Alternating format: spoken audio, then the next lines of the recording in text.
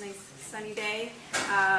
We have, I guess, a sort of a mixed agenda, but I think really useful information for everyone. Karen has other commitments, so I want to, no, it's okay. So we just flip the agenda a little bit, but I'd like to introduce Karen Skinner. She's the Executive Director of Human Research and Protection Services in the Office of Research to talk about the IRB checklist, what you can discuss with your students, and so I'll just turn it over to Karen. Thank you. Thank you. Essentially what this presentation is for you is to just help guide the students through the process, some tips for them, and things to help go through. There's lots of changes, regulatory changes that have occurred and will continue to occur at the IRB level.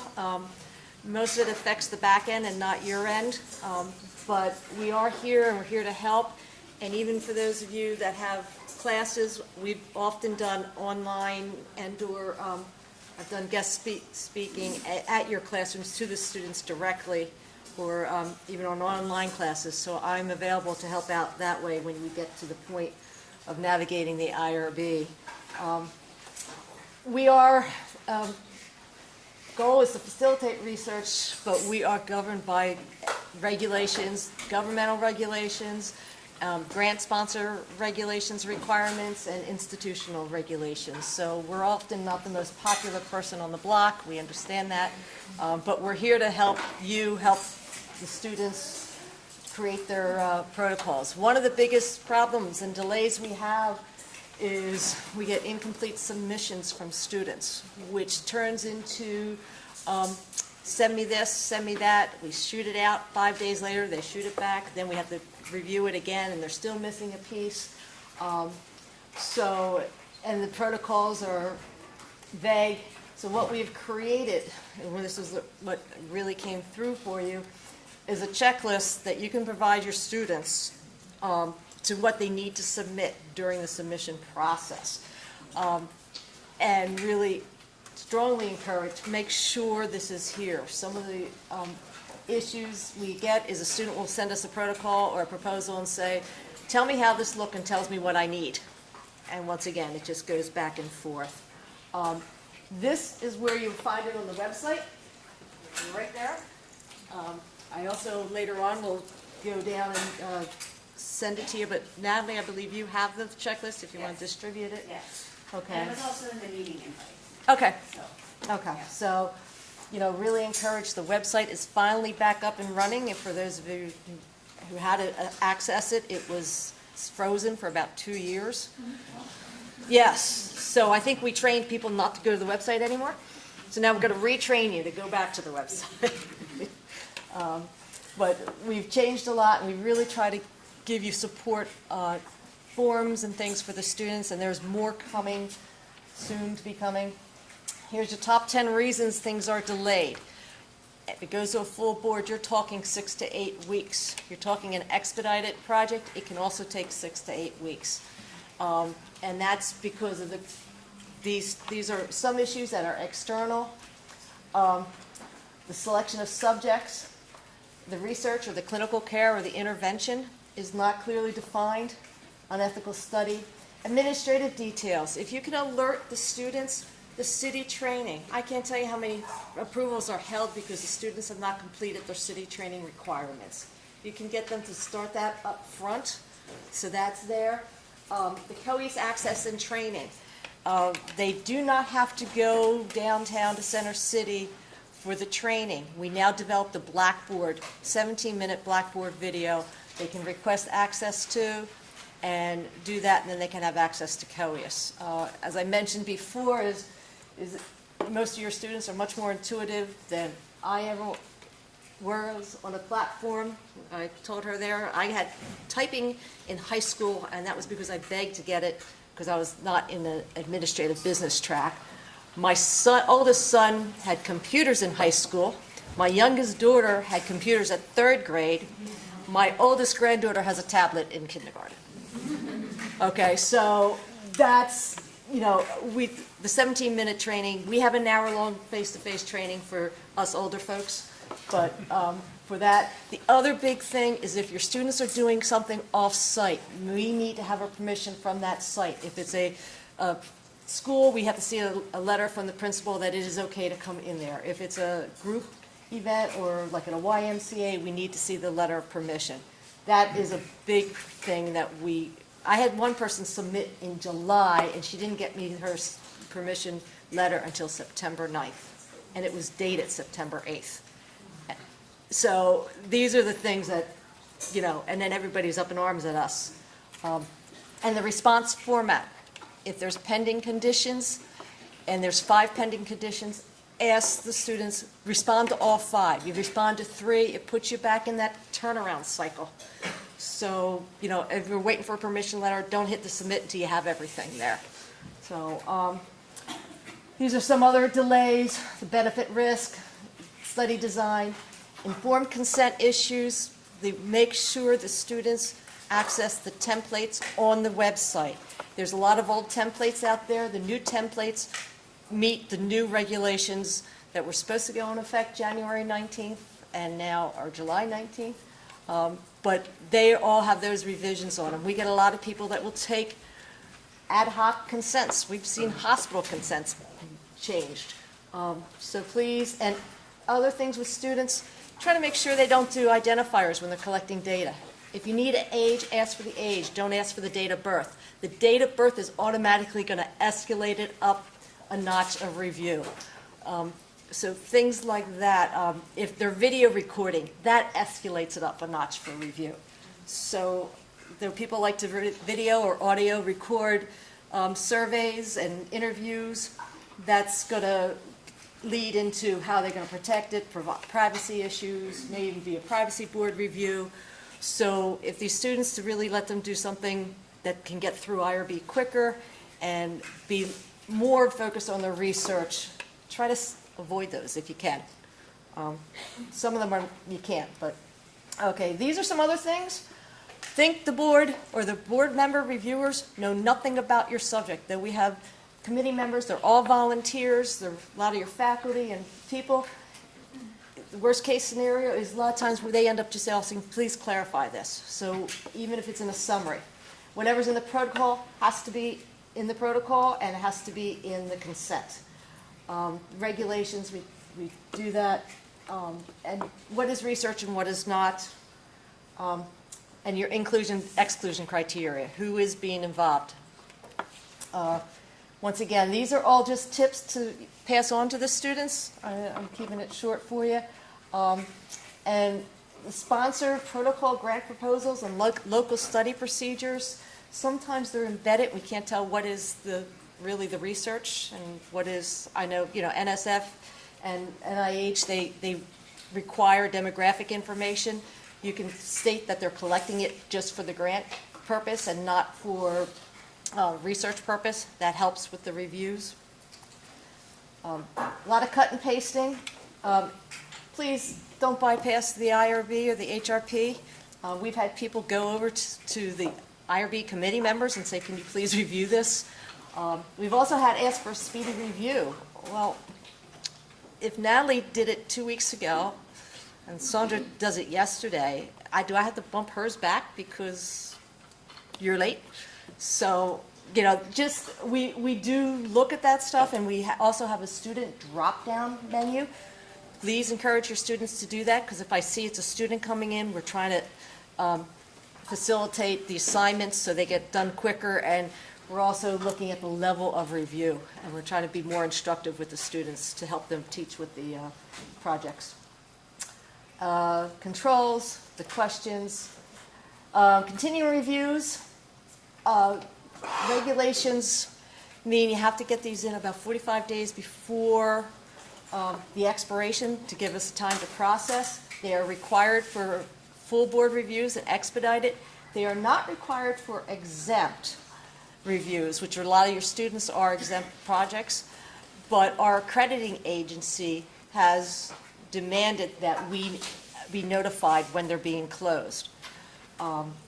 So we instituted the issue that we don't receive something from the continuing review. The PI will be on the restricted list until we do, which means they can't open up a new protocol. Right now with our COES issues, we've held off on that. We're giving a little extra slide until we get them back up, but that will probably be reinstated in September. So you may be hearing what they call a restricted list. That means if one of your students didn't do it, we're going to put it on hold. And one of the things I have always recommended is for their closure, even if they email us or email you that the study is closed and you can forward it to us. A couple of people have done that before they graduate. You've got to have that final report in your hand or the closure report.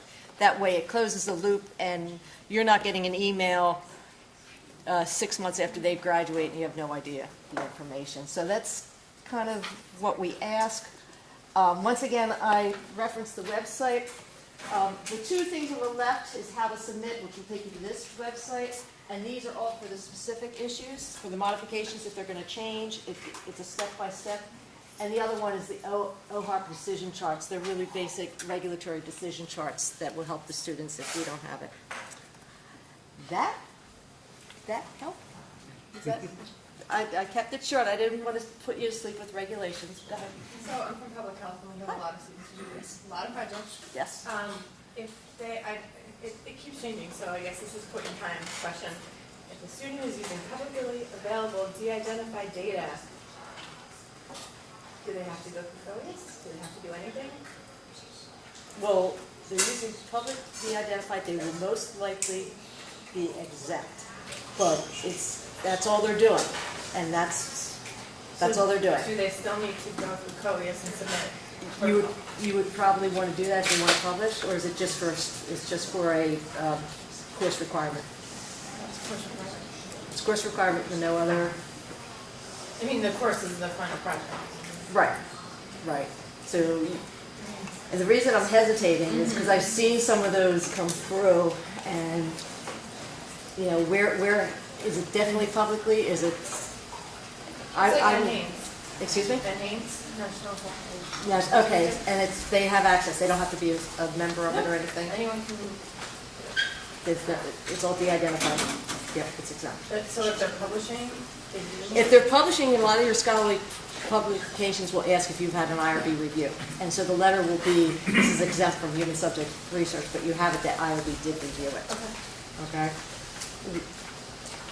It's that fine line, and the OHRP regulations and our accrediting agency regulations recommend that no one from the research team should determine it's exempt versus not exempt, that someone outside the system does. And that is why a lot of the schools will say, submit it to us. That way it's not that you determined it because you're affiliated with the project, it's someone outside the project. So that's where you get in that tight, the real tight fine line area but if we have an audit and they start asking you that, you've got 20 of them and you determined and you were the PI, then the whole university's against the regulations. So that's why the answers change a little bit. Okay. We're also trying to submit get a checklist for you, which we're devising for those type of things that you can, kind of from your vantage point, maybe even upload that into COES. Says this is what we have. This validates it. Can you confirm? And that would be a help in both sides. And if there's any other help tools you need, just email me, because we've got a list that we're trying to create and put up on the website now that the website's opened. I think it would be helpful offline to do stuff for public health, since we do have hundreds of students who have to do this every year. You mean Specifically education? For public, well, yeah, Yep. like forms tailored to them. Oh, okay. If you can shoot them from the group and email me, that way we can even work that way. Wonderful.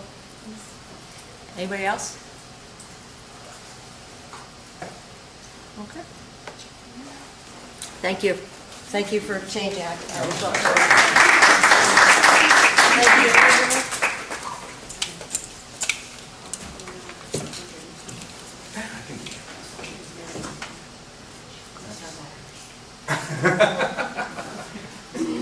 That's a very strange career. So. Okay, that's okay. Yeah. Hello, everyone. I hope you enjoyed lunch. It was the healthiest thing I've eaten in maybe a week. It was really very good. My name's Paul Gondak. I think there's one other person in the room I actually know. So let me try to explain. The title was about a graduate minor. I'm going to talk about that a little bit. It's proposed. It'll be proposed to the University Senate at the end of the year. So this is, it's in development stages. But part of what we're developing is a course, and I want to talk about that in more depth because the course is actually being offered this summer as a pilot.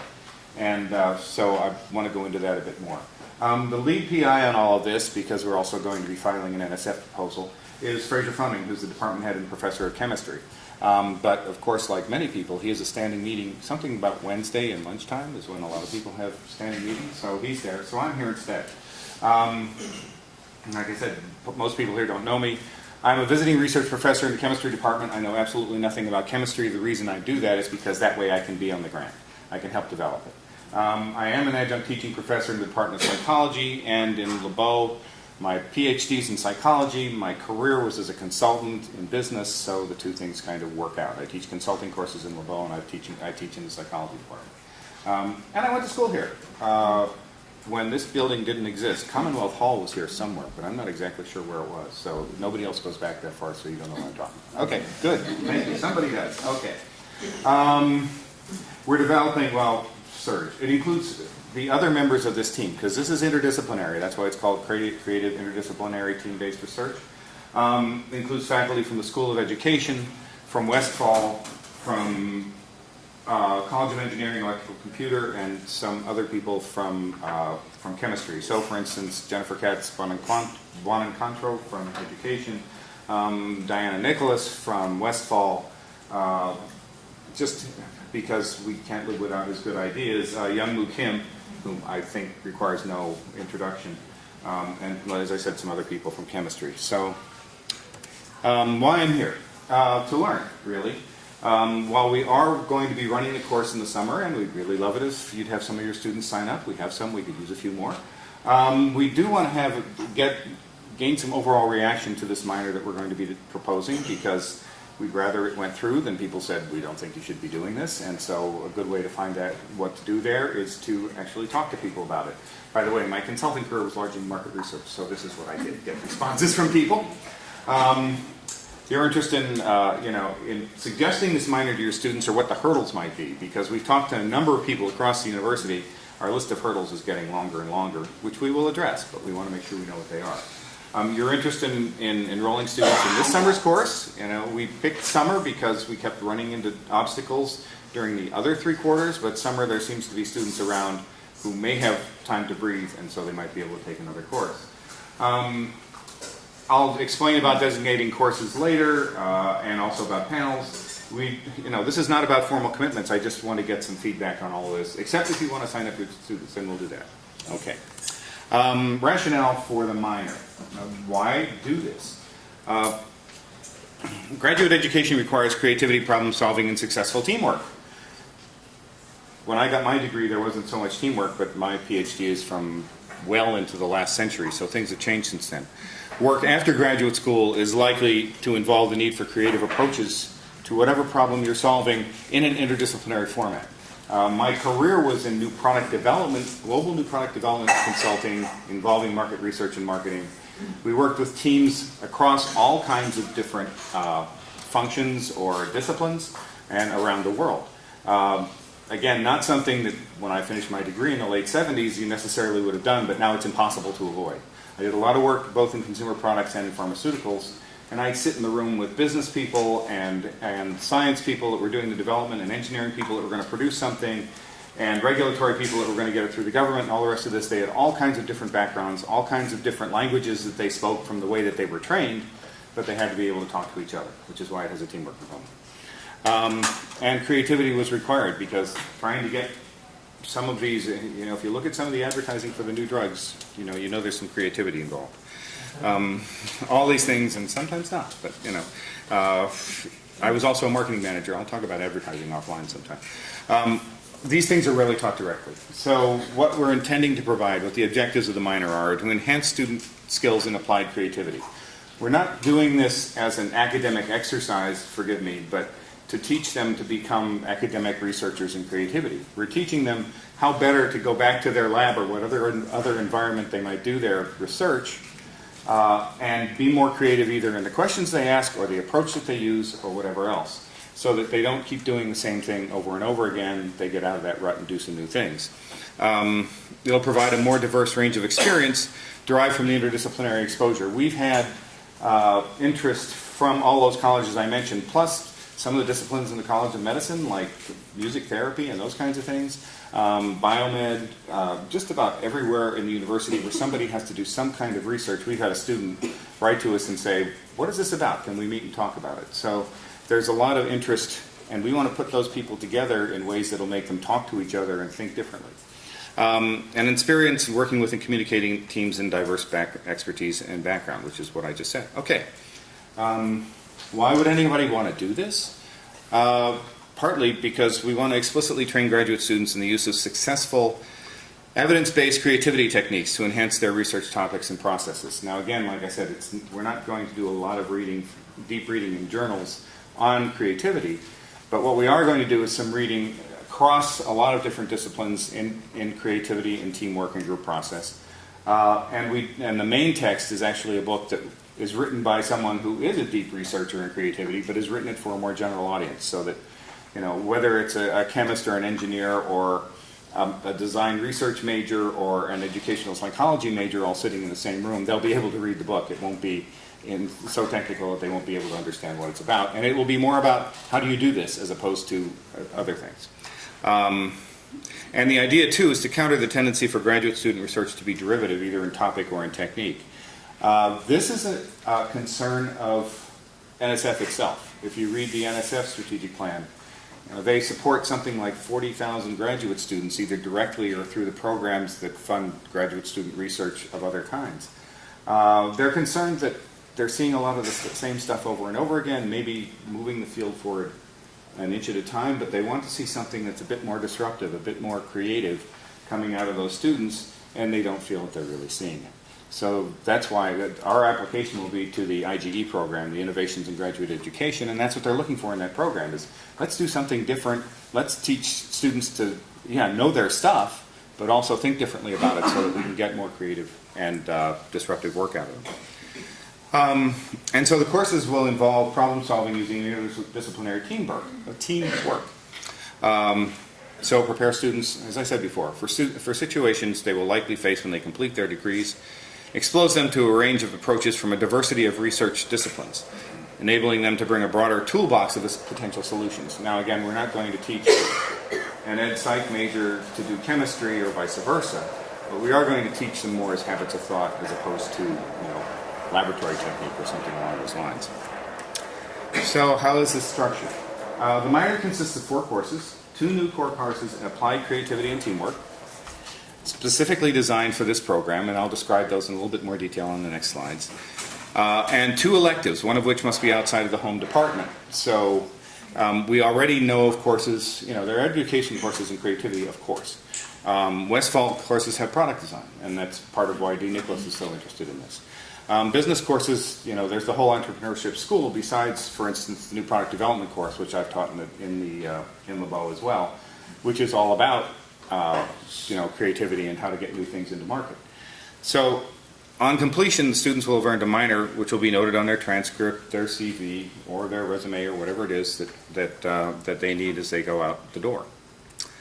The core courses, the first one is Creative Interdisciplinary Team Research. The intent is develop fluency with foundational principles of creative practice and problem solving. So again, like I said, this is hands-on. This is not purely academic. Provides experience solving problems in an interdisciplinary team setting, because we'll get these students together and then pose them some problems. It's team taught by faculty from several colleges and schools of Drexel, all those people I mentioned, and it's being piloted in summer of 2018. And I'll show you the course numbers in a minute. The second one is more for an advanced student that actually has a major research issue that they're going to be working on, to help them better define that or better identify what that research issue should be and better address the issues there as opposed to using the same techniques over and over. When I was in graduate school in the late 70s in social psychology, everybody in the department was doing 2x2 factorial research with undergraduates because that was the only statistical technique they knew. The reason I have a master's in statistics was because I didn't like that as an approach. I wanted to be able to do more. That's what we want people to do. We want them to be able to think outside the box that they're seeing in their lab or in their department and think about different ways to do something. So again, there would still be an interdisciplinary team bringing diverse experience to whatever problem it is that each student has. So they'll be working in a team of 4 or 5 people or something like that, and they will be very different people from the one doing the presenting. They will be an interdisciplinary team. But as I said, I have worked on new product development teams from around the world where the finance person was the person that came up with the way to break through the process issue over here that was created by the fact that the scientists couldn't get to somewhere else in terms of research and development, so you put them all in a room. Something does happen when you do that kind of stuff. And there's literature about it too. Uses panels of experienced researchers and also uses panels of experienced researchers and practitioners from across the university and beyond to share their approaches with the students. So that was the panel reference earlier. You know, if you happen to be a researcher who feels that what you do in your laboratory or whatever other environment you're working in is quite creative, we'd like to hear from you because we want to bring in even more people who can say, well, this is how we address this kind of a problem. This is what we do here. You know, we all hang from the ceiling. Whatever it takes to make sure that we get a different kind of answer to the question that you've got so that it extends things creatively. And again, it's also team taught some group of the people that have already been mentioned. In terms of course 1, which is being offered this summer, creative interdisciplinary team research, the Grad College no longer does T courses, so it had to be listed in chemistry, I was told. Right. Okay. So it's listed as Chem T580 or AS-I T480. We will accept selected undergraduates that are like seniors, for instance, who are in BS/MS programs. So they're known to be very strong, but we would have to talk to their advisors and talk to them before we would accept them. Otherwise, it'll be all graduate students. So diverse student participants from across the university, assigned to interdisciplinary teams with whom they will work throughout the course on multidisciplinary issues. The key topics that we'll cover: creative mindsets. This is actually Jen's thing. She has an instrument that she's developed. She has done some good work in here about how many of you know about mindset ideas? You mean Okay. like growth versus fixed? Yes, exactly. Yeah, fluid versus fixed or whatever else. Yeah. In her case, it's about creativity as opposed to some other topic, but that's really what it is. Do you have only one approach? Are you specifically this kind of a creative person, or you're not a creative person, or can that be changed? So we'll address that issue. We'll address what successful teamwork actually looks like and how you get there. This is really my thing. Between the fact that I'm a social psychologist and the basic research in this is about group process, and the fact that I spent my career working for and with and leading teams that are doing different kinds of things in business context, that's the thing that I'm really most familiar with. And if you were to look, National Academy of Sciences published a report about 3 years ago on something called the science of team science, which is apparently a relatively emerging area. But they came right out and said most of the work that's been done actually in terms of team effectiveness to solve a problem and develop something new has been done in business. There hasn't been much that really has looked at what the process is for science teams. So will be another reason to be accessing me because of the experience I have and the things I learned along the way. Methods of creative thinking, enhancing imagination, design thinking. Dean Nicholas will handle that. Young Moo will be in there somewhere. He has a class or two that he's going to teach. There are 20 class sessions, and there will be 6 of us that actually take one or more of those. I will serve as quality control in terms of making sure that differences in our styles don't get so extreme that the students can't keep up. And innovation, ideation, and incorporation. So, you know, especially the innovation piece, because again, I come from business, it's not creative if it doesn't actually do something that you can use. And we're including that part there too. Ideation, part of what I did as a consultant was a lot of ideation sessions of various kinds.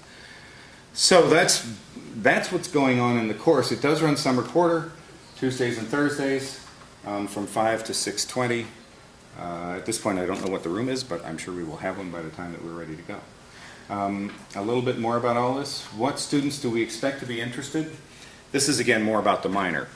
This is intended for, this is not intended to compete with online programs that colleges have put out there or those kinds of things, because among other things, this is a team program. Although I have managed teams that have been global and so we only saw each other about once a year, we want this to be a face-to-face interactive program as much as possible. So we'll be looking for students that are connected locally with the university. And it's not intended to replace a minor in something, a major in something else, a master's in something else. This is an add-on to a program that somebody's already in. Potential PhD students considering enrollment at Drexel. Right now, there are none that we can find that are doing something like this as an add-on to programs in any other universities, at least in the United States. So this would be something different, an additional recruiting tool for those of you that need to recruit graduate students. International students, I see lots of those, especially teaching in the business school, and they're looking for anything that will discriminate us from anybody else when they come over or differentiate us. And as I said, it's open to master's students as well. Course 1 is open to senior undergraduates. Really, what we're teaching is the Course 1, the Creative Interdisciplinary Team Research. That's open to smart people, essentially. Graduate students from across the university, extraordinary undergraduates, and that. So, I talk fast. My students have said, "Why do you talk so fast?" And I said, "Because I used to work in New York." And you learn to talk fast and listen fast if you don't survive. Given all of that, questions, thoughts? Yeah. Hi. I work within the School of Education. I work primarily with our creativity students. And so we do currently offer a master's in creativity and innovation, a graduate minor in creativity and innovation, an undergraduate certificate, and also as a part of our EDD and PhD programs. And the main focus of our creativity and innovation program and courses is to apply, to help students to apply creativity and interdisciplinary majors and fields of study, and so not just because it's held within the School of Education, but it's not focused on education students. So you don't have to work in administration, education, or K through 12, but you can work for a corporate setting, military, you have some military students and different things of that nature. And even when you were going over the first course being offered, I guess my reaction or my question is, what would make it, how would this program be different?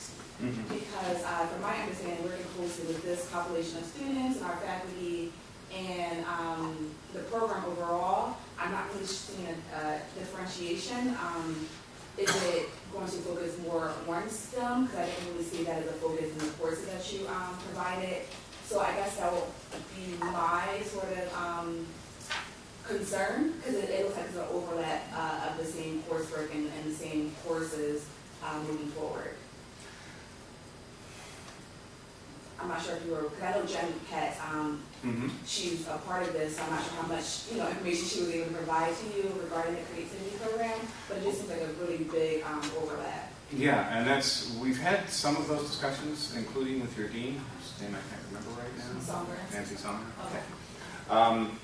And this one is differentiated by the fact that it's not an ed school program, and it's not intended. I mean, we could do this entirely without education students if we needed to. And it's intended to focus specifically on solving research problems, in the lab or in some other area. It's not creativity in general. And so it's intended to be very hands-on. Now, my understanding, and I wasn't party to all these conversations, so we can talk again if you'd like. But my understanding was that Jen had addressed this with the faculty within the ed school, and it was clear that the differentiation is there.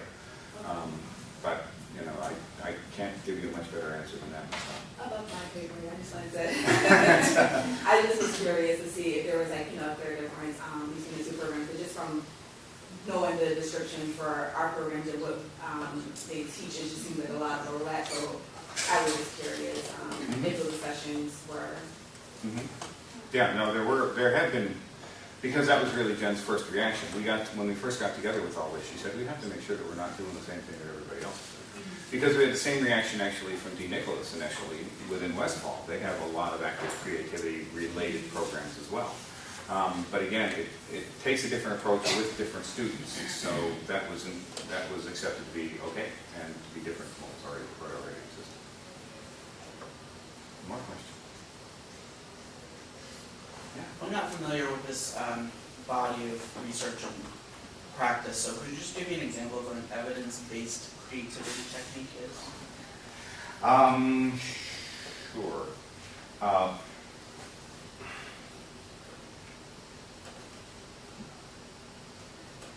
Are you familiar with all the stuff around synectics? Okay. Because that's a very popular one in business, so there may be some other people. There are some team-based techniques that are used in a system called synectics, which is, it's sort of, the basic feeling for that one is all of us think better than one of us, so we put a lot of people in the room, we do a lot of creativity exercises that involve scenarios, or involve role-playing, or involve games of various kinds, and we'll get better ideas. In fact, synectics has some weaknesses, and there's been a lot of research done on it. So the extensions beyond those are the ones that we'd be talking about using. But if you've ever done brainstorming, okay. Brainstorming is thought to be a really wonderful technique, and it generates a lot of ideas. It doesn't necessarily generate high-quality ideas or focused ideas or any sorts of usable ideas. So as a result, the literature beyond that talks about how to be more effective in terms of using brainstorming, perhaps not using brainstorming. I mean, there are times really when, you could read some of John Kunios' work out of psychology. There are times when actually you're more creative when you're alone than you are when you're in a group. And part of what we would be talking about is when to utilize the group, when to think about things to yourself, how to go back and forth between those two things. There's literatures around that. Does that help? Yeah. More questions? Just have a quick question about the structure of the graduate minor. How many total courses? 4? Mm-hmm. 3 credit each? Yes, that's some of the ones, if they come from another school and they are a different number of credits, it depends on what you would choose. But the 2 that we specifically are creating are 3 credits. 3 credits. Okay. Thanks. Sure. Anything else? Let me see. Well, thank you for your time, for your attention. I'd really like to hear from everybody about the issues they see, in particular the issues they see, because every time we meet with a new student, we hear about a new schedule thing or something that goes along with it. You could email either of us. Of course, we're in the university catalog. You start to type our names in, it's going to pop up for you. But I'd certainly like some feedback. If you want a copy, I have a few copies of a one-page outline of Course 1, if you would like it. We can hand those out, or we could leave them with Natalie, and you can take one on the way out.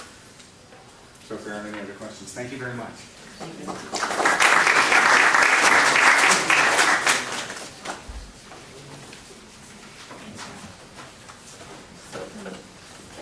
Sandra, did you have any announcements?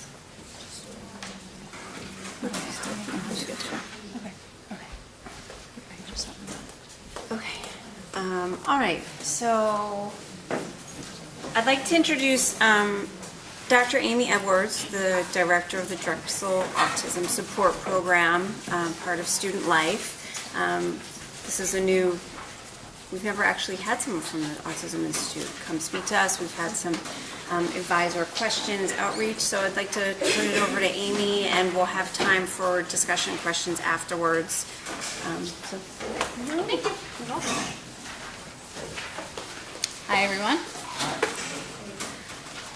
I do not have a standing Wednesday meeting at 12 o'clock, so I'm here. So I'm Amy Edwards. I'm the director of the Drexel Autism Support Program. I've been at Drexel for about 10 years. Have worked with a few of you closely previously. I have a son on the spectrum who's 21, which is kind of what brought me into this field. So, how many of you know someone with autism? Okay. Work with students who use the spectrum on the spectrum? Okay. So the clinical definition of autism there's two things. It's persistent deficits in social communication and interaction. So what does that mean? Social emotional reciprocity. So if I said, "Hi, how are you?" Typically you'd say, "I'm good, how are you?" There's back and forth conversations. A lot of people on the spectrum don't understand those. It takes a lot of training to get through those. Eye contact. Students on the spectrum may kind of look someplace else. They have no affect. And each student is a little bit different, so you'll see different things in different students. And relationships. A lot of students on the spectrum want to have social relationships. They want to have friends. They don't know how to do it. And there are other students on the spectrum who are perfectly happy sitting in their dorm room and studying all day. It all depends on the student. The other thing is restrictive repetitive behaviors. So for smaller children, it will be lining up their toys. Instead of using their cars to play with them and vroom, they would take them and they would line them up. That's just one example of certain things. For students on the spectrum, I do have a graduate student, for example, who likes to fiddle with his hands often. As long as it's not distracting anyone else in the classroom or, keeping him from understanding the material, it's fine, but he kind of sits and he'll just keep with his fingers like that. It's more of a sensory thing, but that's just one example. One of the big things, obviously, is transition. Students have a hard time going from one thing to another. In college, a lot of them have already adapted to transition. But again, we can talk a little bit more at the end. And I apologize if I'm talking too fast. I tend to do that. So feel free to interrupt, ask questions as I go.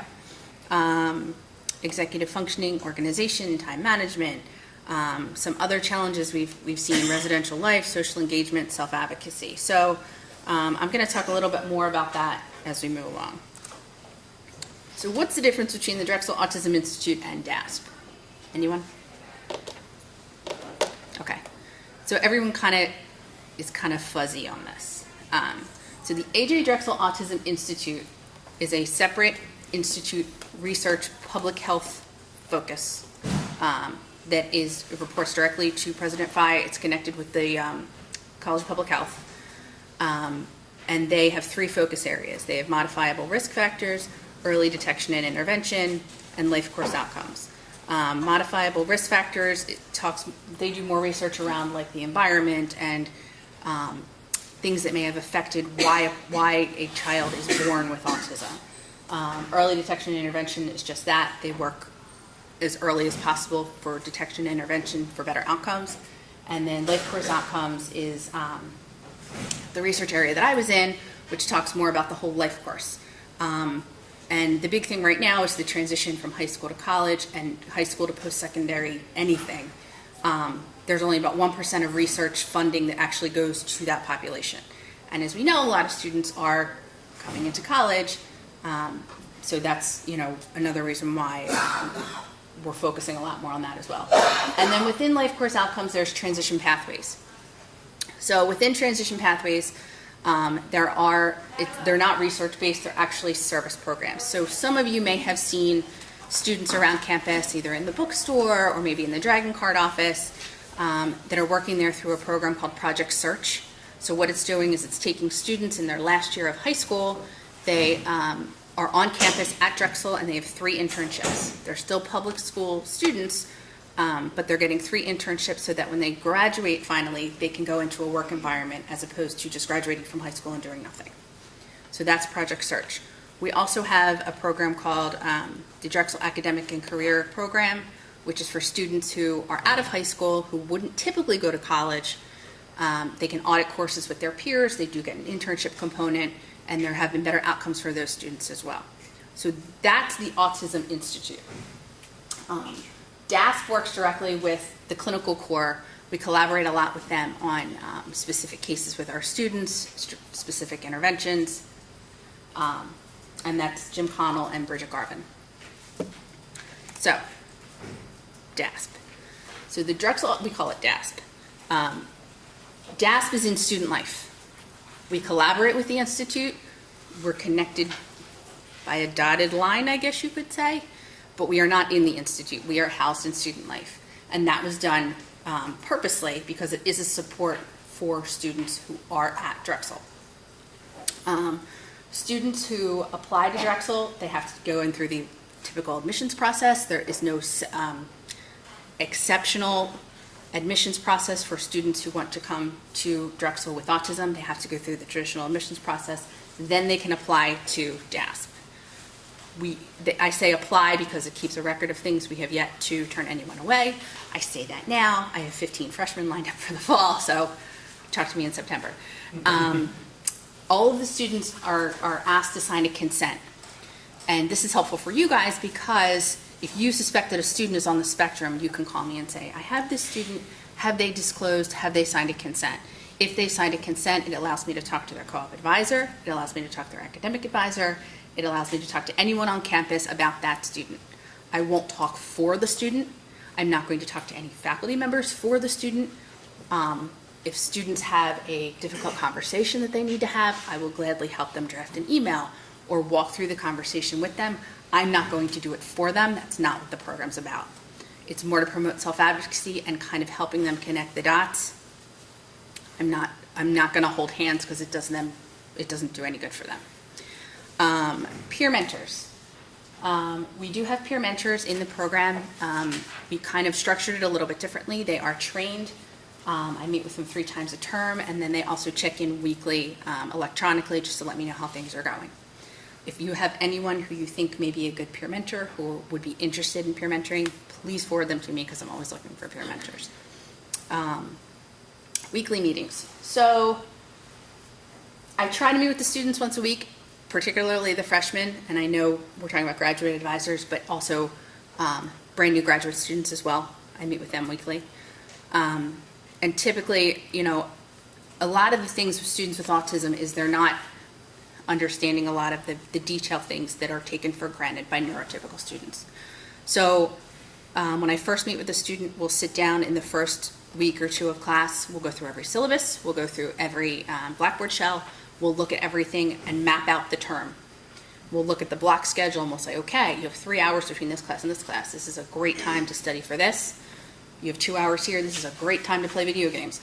And just kind of map it out because they work very well on routines and schedules. And then the next term, I'm going to back off a little bit. And I'm going to let them do it and let them get into the habit of doing this. It's just that they need a longer onboarding for a lot of things. And again, it's the transition piece. The transition just needs to be a little bit smoother for them. Social instruction. So in the fall, we're actually starting a improvisational social skills group. So the research has found that a lot of these students have gone through social skills. They've been in groups. They've been in all kinds of therapy. And they go to these social skills groups and they learn these tools and these techniques. But what they've found is that they're increasing their social knowledge, but they're not increasing their social performance. Because they're learning all of the tools, no one's showing them how to use them. So what we're doing in this instruction in the fall, it's going to be once a week, and it's actually interactive. It's improvisational, which scared the crap out of me because I can't stand improv and being on the spot. But we did it. It was a lot of fun. A lot of the students had a lot of fun with it, so we're going to do this in the fall. Co-op, am I talking too fast? Is everybody okay? Okay. Co-op assistance and employer relations. So we've been approached by a few different employers who are interested in partnering with us, in through co-op, so I'm working with Steinbrück around those things. We're also working on kind of creating a separate curriculum for students who are in co-op, because again, they're not connecting the dots, they're missing a lot of the pieces. So we're creating a separate curriculum that's going to be in a workshop environment so that we're kind of breaking down what's going on in co-op a little bit further so that they're understanding when deadlines are, what they need to do, a little bit more about the job interviewing skills and workplace environment, because a lot of them are missing the deadlines for those things. Campus engagement, I'm going across campus and giving presentations like this. Dragon Scholars. So does anybody know what Dragon Scholars is? Okay. So there's a program the summer before freshman year. It's a 5-week program. Provisional students have to take it, but any student is welcome to take it. And basically it's kind of like an introduction to college life. They have to take a math course, they have to take an English course, but it's it's a good transition program. So what we're doing is we're adding DASP students to that this summer, so they can have a longer onboarding to college and understand what to do when a class gets canceled and how to read a syllabus and what to do between classes. So this way they're better prepared for freshman year when they come in. I don't know if we've ever offered it to graduate students, but I'd be open to doing that as well if it's beneficial. We can talk about that. Yes. Okay. So for graduate students, obviously, most of them, especially if they're doing PhD, is like research-based, and so it's very different probably from their undergrad, and so I think that if there was a way of helping onboard them earlier to like understand the expectation of what graduate school really is like and how many like hours a week you're going to be expected to work in the lab. It's not necessarily just taking your classes, but it's also about like interactions. Like, you know, students have group meetings that they have to go to, and a lot of times they're going to be like talking and having to like explain what they're doing in their research, you know, in their research to the rest of the group. And so I think that that would also be beneficial for graduate students. So how do you prepare neurotypical students? I mean, we don't. Okay. Right. But like, for example, I think that students who might need a longer onboarding process for undergrad, they might also need it for grad, because it is a different situation. I mean, if you're just getting a master's degree and you're doing a non-thesis, then it is, yes, typical, like sort of like undergrad, but you know, an MS thesis and a PhD is definitely different than undergrad. So just something to maybe think about. I don't know. It's something to think about. I haven't come across it yet, but we could definitely talk about it. Yes? I think neurotypical students typically talk to their peers and professors themselves. Okay. It might be a place where the non-neurotypical students might be behind. Okay. So there is students self-select for graduate school typically, but they do so through conversations and understanding what's coming. And that Bless you. So then maybe it might be, I mean, I'll be honest, I only have 2 graduate students that are in the program right now. But as that increases, I think it might be beneficial to have that conversation a little more about how we could prepare them. Whether it's through peer mentors to kind of help, or some type of presentation. Bless you. Yes? I think you mentioned on the undergraduate application, is there an area for them to select that, yes, they would like to be part of DASP, or they would like to be there? There is not. We did talk about that. Yeah. It's still in the discussion phases for the application, because I know that there's a section that basically says, if you're interested in the Honors College, check here. We were talking about putting something in there for DASP. I don't know if I'm opening a can of worms with that yet, Sure. because I don't have a whole lot of support right now. Yeah, I was just wondering if you could do it for graduate as well. That's an option, or if there's a way to kind of include information Right. about DASP somewhere. I mean, I'd be happy to provide whatever, whatever's needed. So that's, go ahead. We have a graduate student orientation. Okay. There could just be like one informational slide even Okay. there. Yeah, I'd be happy to, whatever. I'll write that down. If I don't write it down, it's gone. So how can you support a student on the spectrum? So my lovely friend Isa here has handouts. If you didn't get it, let me know. I can definitely get an electronic copy to you. We didn't know how many to print out, so we may have run out. And that's more general. If you read it, it's more general and geared more towards students who are K through 12. But it gives a general idea of students and how to support them on the spectrum. So if you suspect a student's on the spectrum, you obviously can't come out and say, hey, you're kind of acting a little autistic-y. How do we, the thing you could do is, the way to say it is, I know, did you have any additional help in undergraduate or in high school? Did you have any extra supports that helped you? That way you're not directly asking a question, you're not asking for a diagnosis, you're just asking if they had extra assistance.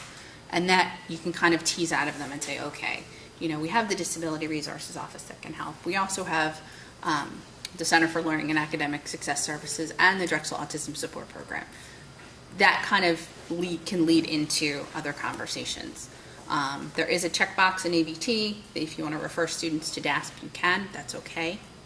And be direct. You know, if you have a student who, and this is more for a classroom, but, you know, if you have a student, we have one student who tends to come in to meetings and he'll go, am I done? Am I done? Am I done? The entire time. So I have to sit him down and I can say, listen, Jake, you have to be here until 10:30. You can't leave until 10:30 and we're going to talk until 10:30. It's okay to be blunt. I think in society today we're very like tiptoeing around things. A lot of these students will appreciate it more if you are just direct, black and white, and say it how it is. You don't have to be condescending in how you say it. Just, you know, concrete, black and white, the easiest way to go. And, you know, don't be afraid to be blunt. And then classroom tip, rubber band. So let's say you have a student who asks 20 million questions and keeps interrupting and you don't know what to do. Give them 3 rubber bands and say you can ask 3 questions. Every time you ask a question, you take a rubber band from one arm, put it on the other. I mean, this will work for any student. You know, and that way they know they have 3 chances. So that is my elevator speech. Any questions? Thoughts? Comments? Critiques? Okay. Well, my email is amy@drexel.edu or dasp@drexel.edu, and if you have any questions or anything that comes up, feel free to let me know. Amy, I just want to say that, I mean, DASP is not just for people on the spectrum, it's also for, you know, just people who are like, maybe just socially awkward and need a little bit of help. It's open to anybody, and that's when I talk to students, I say that, I'm like, it's not just for students with autism, because I think just the name makes them think that, and so they need to realize that, like, anybody can go. That's a good resource. So. I did forget to mention that. I don't require a diagnosis. A lot of programs around the country require a diagnosis. That's the other thing. There's no cost for DASP. A lot of other universities charge for the program. We don't charge. But I don't require a diagnosis. I know what it's like as a parent to have to constantly provide paperwork for everything. If a student comes to me and says they need help, I'm going to help them. You know, I have students who just say, you know, somebody said I might be spectrum-y, but I don't have a diagnosis, and, you know, come on in, we'll talk, we'll see what we can do. So, okay? Thanks, Amy. Thanks. Thank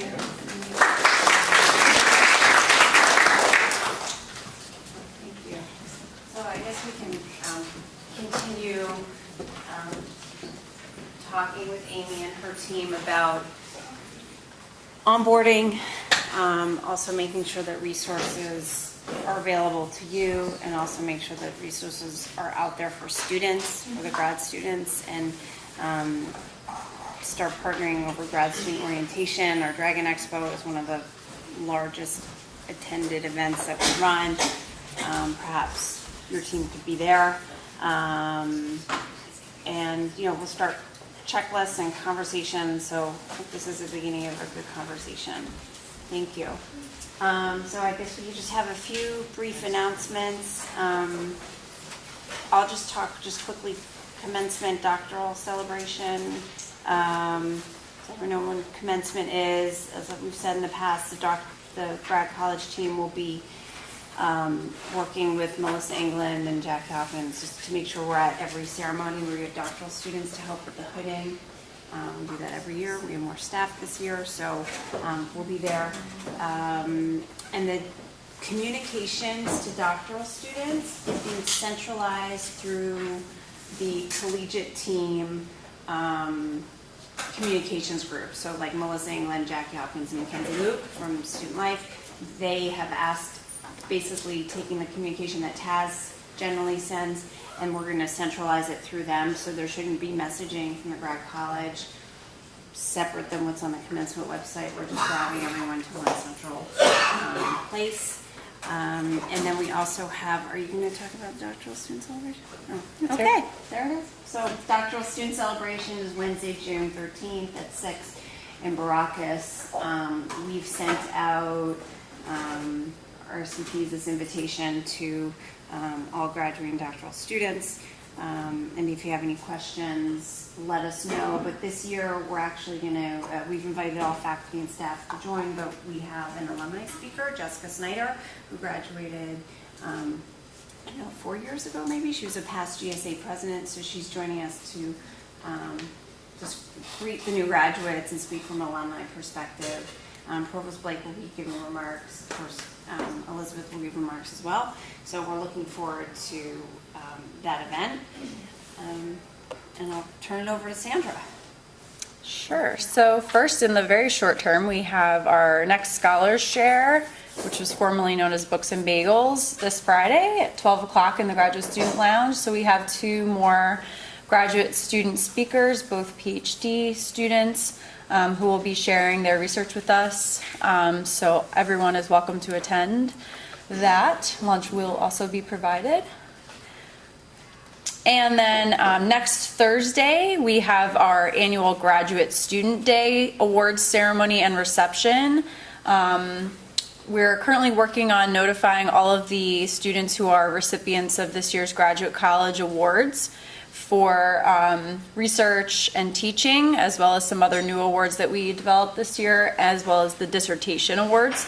So most of those notifications have gone out to the student, as well as the associate deans and faculty members or other staff nominators who submitted nominations on behalf of the student. So thank you all for helping get that going with your faculty and staff. So we do welcome all of you to attend as well to celebrate the graduate students in your programs. Even recipients who were not selected as awardees, we'll be recognizing all of those who made it to the college and school final level. So we'll be recognizing them as well. And then the Teaching Assistant Excellence Award notifications will be going out today and tomorrow. And that will be the final round of notifications. So feel free to attend. Here's the link on our website to RCP. It's a really great event, really celebratory event, not just for graduating students, but for all graduate students at all levels. So, any questions about any of the upcoming events? All right, so do any of our advisors have events or things that they would like to share coming up? Initiatives, events? We'll welcome you guys to share that with the group at this time. Nothing. Commencement, all hands on deck, yeah. All right, well, that's all we have for today. Thank you guys very much for attending. I'll be sending out some meeting minutes as well as some other documents that we discussed today. Let us know if you need anything else.